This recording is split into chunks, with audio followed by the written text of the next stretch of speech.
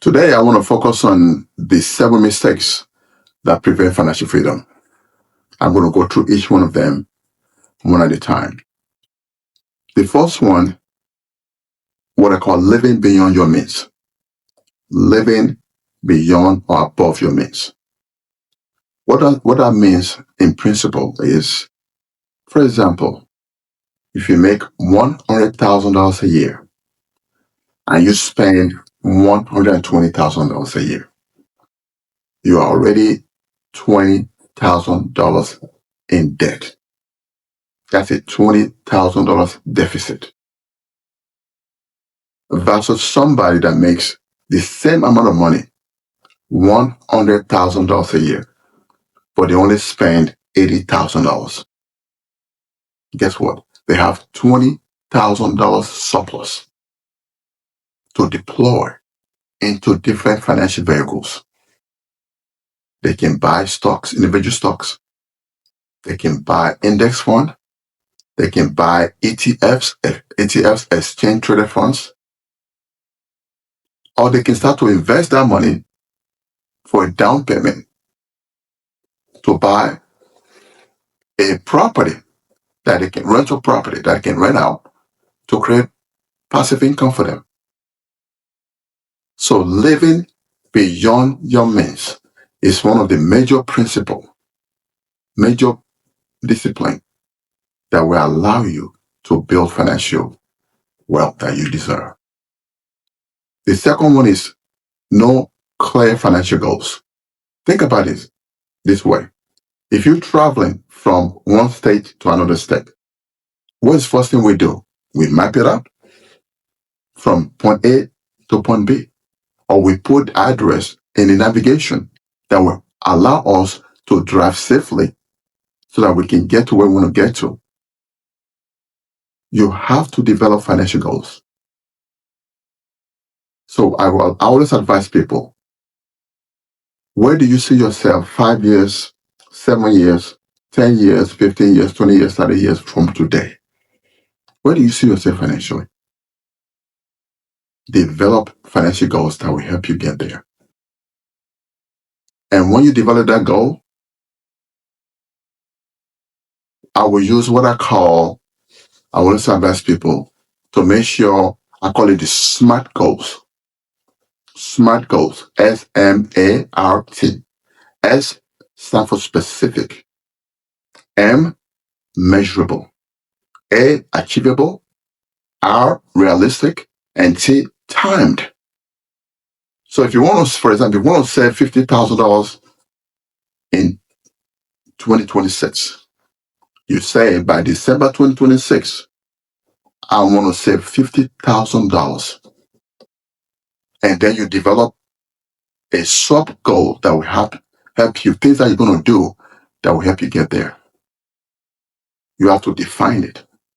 It's got to be, I call it SMART goals. Let me repeat it again. It's got to be specific, measurable, right? Achievable, realistic in time. The next issue is ignoring financial education, or some people call it financial literacy. This is very, very important if you want to create financial freedom for yourself and your family. You don't have to be an expert, but you need to understand some of the language, some of the lingo. That way you can ask the right question. You cannot do without it. Go find you a book, financial book, that will help you to start to understand those terminologies. Read a book a quarter. Buy you some magazines. Find you a mentor. Join a financial group. There's so much opportunities out there for you. Just don't rely on yourself, on your knowledge. You got to learn, just like anything else. Financial education is very, very important. You keep learning. You keep educating. You keep understanding. That's how you ask the right question. Very, very important that you find a way to start to learn on a regular basis. The next one, I call it not investing early or on a consistent basis. Not investing early or on a consistent basis. For you to create financial freedom for yourself, time is your best friend. The more time you have, the better for you. But I also tell people it's never too late. Even if you have 5 years, you can still make a lot of money if you deploy your income into the right vehicles. You have to understand that time is your best friend. And let me show you an example of that. If somebody invests $10,000 30 years ago in an S&P index fund, S&P index fund, well, let's say average of 10%.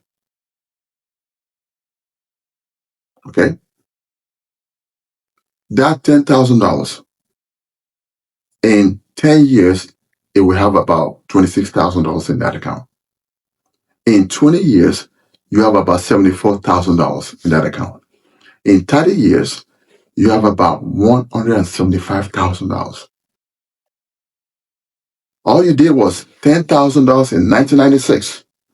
You put in an S&P index fund, earning you 10% year over year, average of 10%. You see how that money goes? Let me repeat myself. In 10 years, you have about $26,000. In 20 years, you have about I believe it's about $67,000. And then in 30 years, you have about $174,000. But then look at this in a different scenario. Somebody else invested the same amount of money 10 years ago. 30 years ago, in 1996.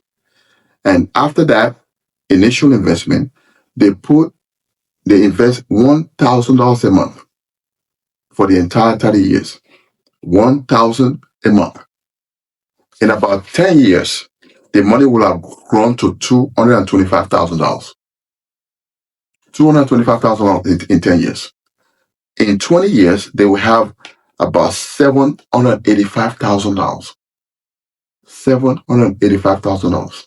In 30 years, they have about $2.23 million in 30 years. So you see the difference in time and consistently investing. Time and consistency create wealth for you more than anything else. The next one is mistake number 5 is relying on one income. Of course, all of us have to have an income to make a living. And some of us, or some people, are smart enough to live below their means so that they can invest or deploy some of the differences in the income they have versus how much they spend to deploy into the to create wealth for them. It's not how much money you make. It is what you do with the money you make that matters. So you have to do something different. You have to find an opportunity to create extra money. That way you don't rely on one single income. Most people that are financially stable or rich or wealthy, they have multiple streams of income. Let me say one more time. They have multiple streams of income that allow them to deploy that money into creating wealth. So ask yourself, how can you create additional income? Do you need to go start a site also? Do you need to create something to help people solve a problem? All of us are smart enough that we can create something that can help other people solve a problem. So I will ask you to sit down and create about 3 to 5 things that you think you're good at and find a way to capitalize on that or to monetize on that. That way you can have extra income for you to go deploy into the right vehicles for you. The next one is emotional money management. That's number 6. Emotional money management. What does that mean? This is where the discipline comes in. For example, if the stock market goes down, What people do, some people just panic and go sell. That's a big mistake. As a matter of fact, that's an opportunity for you to buy more. If you have some cash in your portfolio, for example, you can deploy that cash to go buy some of the stock that have gone down in value.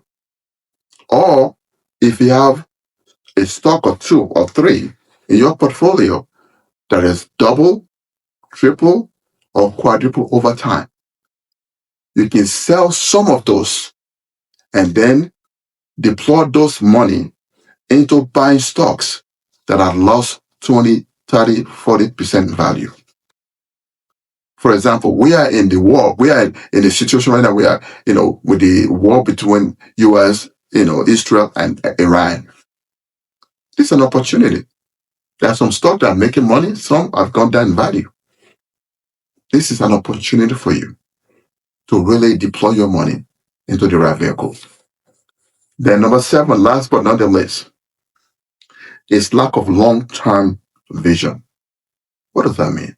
I always tell people to learn to think long-term, 20, 30 years ahead of where they are today, and put a goal in place that at some point in time, you're going to retire. At some point in time, you don't want to work as hard as you used to work when you were much younger. So think long-term. Deploy your money. Also have a purpose that's bigger than you. What is your legacy? Ask yourself, what do you want to leave behind? Because all of us are going to pay a price.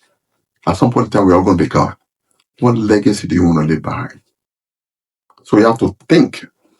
You have to think and have a purpose that's bigger than yourself. You have children. You have grandchildren. And if you don't have children or grandchildren, you have nephews, cousins, nieces, or you have charity that you really like, or your church. There's so much opportunity. But once you have a goal and vision that's bigger than yourself, it allows you to really, really put a plan in place, and you discipline, and you know deep in your heart you want to leave something, your legacy, for your children and grandchildren. Those are the 7 critical mistakes that people make. And let me repeat them. The 7 mistakes that prevent financial freedom. Number 1, living above your means. Number 2, you have no clear financial goals. Number 3, you ignore financial education, or say financial literacy. Number 4, not investing early or on a consistent basis. Number 5, you're relying on one income, which is very, very dangerous, I should say, because you're just one disaster. You just want, for example, if you have a layoff, if you are laid off, or you have someone that's sick in the family, that's very difficult for most people. So relying on one income is very dangerous. And the next one is the emotional money management, and the last one is lack of long-term vision. So if you want to learn more about this, I will encourage you to visit www.freedomwealthelevation.com, www.freedomwealthelevation.com, or you can reach us at support@freedomwealthelevation.com.